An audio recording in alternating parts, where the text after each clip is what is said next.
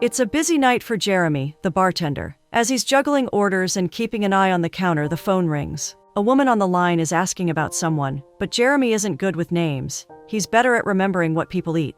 He thinks for a moment and narrows it down to 2 customers who like meatloaf. He takes down the caller's number, saying he'll get in touch if either of them comes back. Later, Lizzie, the caller, shows up in person, still trying to track down this mystery guy. She gives Jeremy more details about what the guy looks like, but nothing matches with anyone he served meatloaf to. Lizzie isn't ready to give up. She recalls that the guy had pork chops the last time he was here. That's when Jeremy remembers. Yes, the man had been in last night and had ordered 2 portions of pork chops, one for himself and one for his girlfriend. Lizzie steps out of the bar and grill to confront her cheating boyfriend over the phone. It doesn't take long for her to confirm her suspicion that he's been seeing someone else. She cuts the phone call short, fuming, then heads back inside to settle her tab. Still seething, she hands Jeremy the keys to her boyfriend's apartment, saying that when he comes around looking for her, he'll find his keys along with the harsh message she's left behind. Outside, getting a taxi proves difficult, which only adds to her frustration. Meanwhile, Jeremy continues working late into the night. As he takes out the trash, he notices Lizzie wandering back into the now empty eatery. She's restless, eager to know if her ex has come by to pick up his keys. Jeremy tells her he hasn't shown up, and she resumes pacing. After a while, Jeremy lights a cigarette, and Lizzie asks for one too. He hands it over, and she admits she's not much of a smoker. Jeremy jokes back that she's less likely to end up with lung cancer that way. They smoke outside together for a while, but eventually, Jeremy has to head back inside to finish cleaning up. Lizzie lingers around, unable to leave, until she finally decides she needs someone to talk to. Jeremy lets her back in, and she immediately asks if he thinks her ex will show up for his keys. Jeremy gives an honest answer. He tells her people often leave their keys behind for as long as they want. Sometimes they come back in a few days, sometimes much later, and sometimes not at all. He explains he doesn't throw them out because it would mean making a decision that isn't his to make.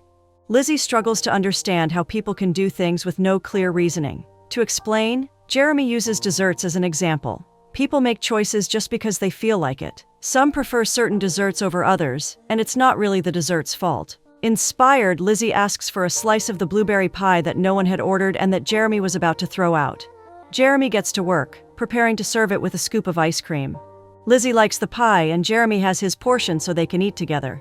Lizzie has refused to leave, opting instead to stare at a jar of forgotten keys Jeremy keeps. She wants to hear the story behind them, so Jeremy indulges, asking her to pick a key. It belonged to a young couple with high prospects until reality hit them. Lizzie believes one of them must have cheated, but Jeremy's angle is that they just grew out of love. Lizzie continues to pick keys from the jar, and Jeremy can remember the stories behind each key. One set of keys belongs to him. He expresses how he came from England to New York, wanting to be a marathon runner. He ended up with a cafe and a brief love affair with a Russian girl who loved sunsets more than she loved what he had to offer. She left him, and Lizzie wants to know why Jeremy didn't go looking for her. He uses yet another illustration to explain. This time, his childhood days in the park with his mother. She always told him to stay put whenever he got lost, so it would be easier to find him. She once got lost herself looking for him. Lizzie and Jeremy build a routine. She comes in one day, and he expects her to order the usual. She's in a strange mood, not bothering to take a seat or look him in the eye. She's come back for her keys, and he hands it to her, inferring she and her guy must have gotten back together. Lizzie doesn't reply, just takes the keys and stalks off. That same day, Jeremy is fixing his CCTV camera when a fight breaks out between 2 customers. He steps in to break them apart, and ends up wrestled, with a bloody nose and some dollars short, because the customers get away without paying. While he's nursing his bloodied nose, Lizzie waltz in and takes a spare Lizzie from him. She too has a bloodied nose because she got mugged on the subway. Her ex lives close by, but she couldn't woman up to confront him. That's how she ended up in the Bronx. She's aware that she's terrible with confrontations.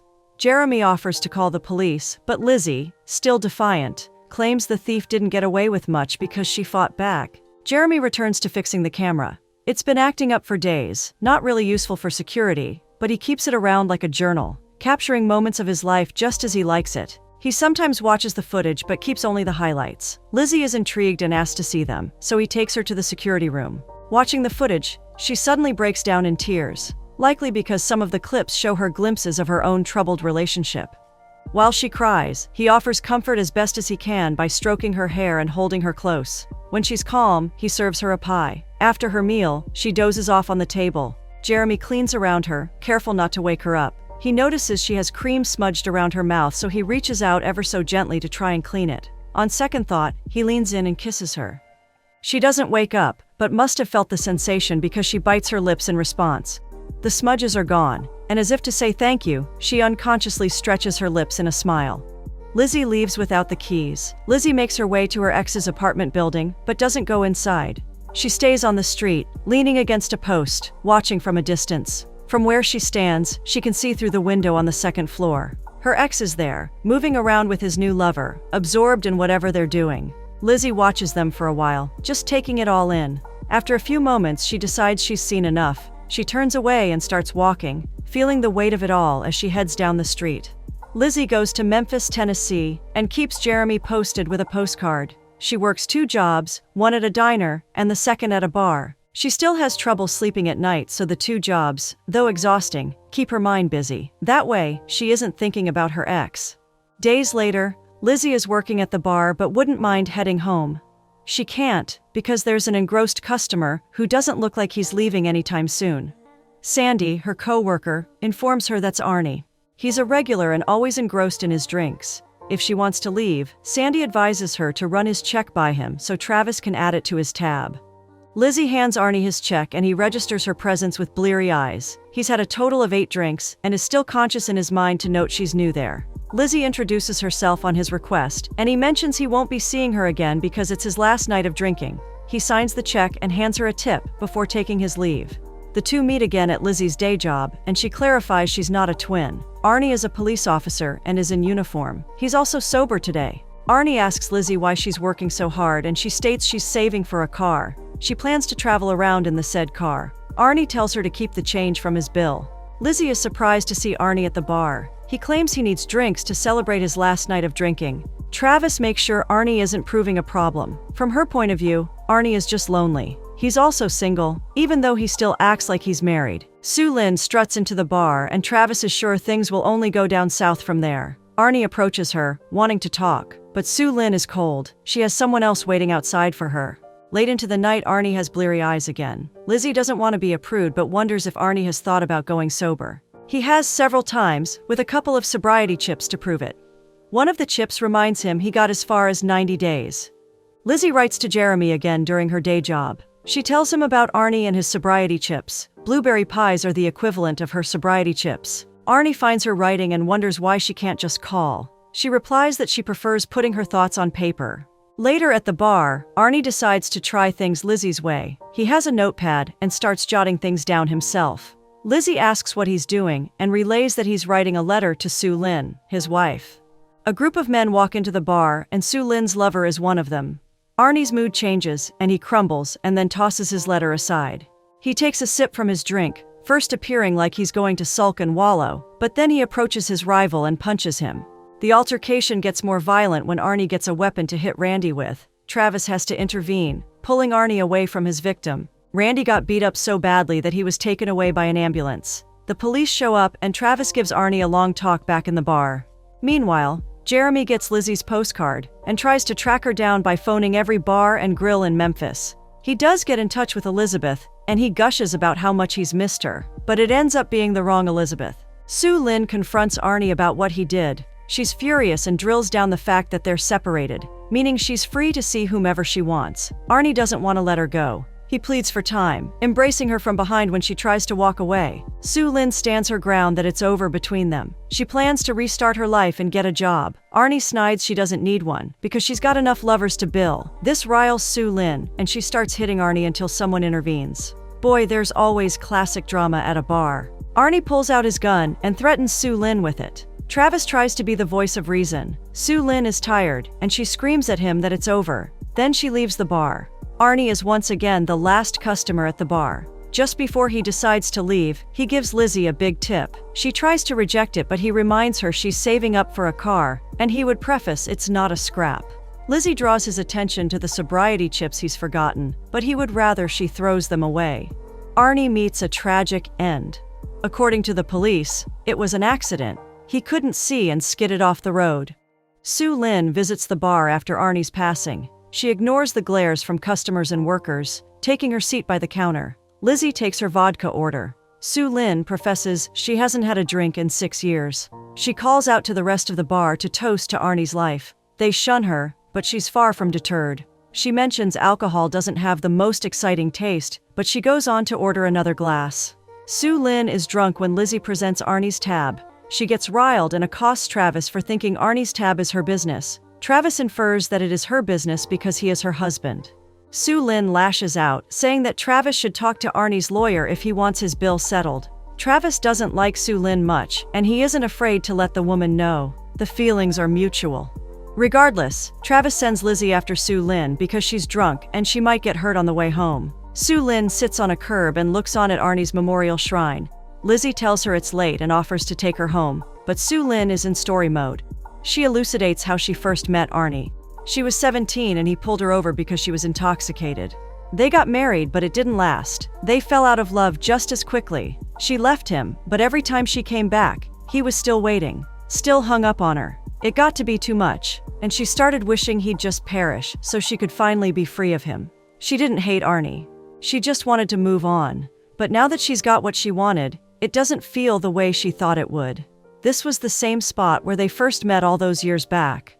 Lizzie steps in close and quietly wraps an arm around Sue Lin, offering a silent comfort. Sue Lin later shows up at Lizzie's day job and settles Arnie's tab in cash. She mentions she's leaving town for good. Before heading out, she asks Lizzie to keep Arnie's tab open a bit longer, so he won't be forgotten too quickly. Lizzie continues sending Jeremy postcards, filled with little stories about what's been happening around her. Jeremy decides to reply the same way. He writes out several postcards with the same message, hoping at least one will find its way to her. Lizzie keeps writing, curious about how Jeremy remembers her. There are two options, either as the girl that liked blueberry pie or the girl with a broken heart. Jeremy steps outside the cafe for a smoke, and unexpectedly, Katya shows up. She asks for a cigarette, and he hands her one. She glances inside, noting that the place hasn't changed much. She suggests he consider some new decorations, but Jeremy says he hasn't found anything that fits his taste.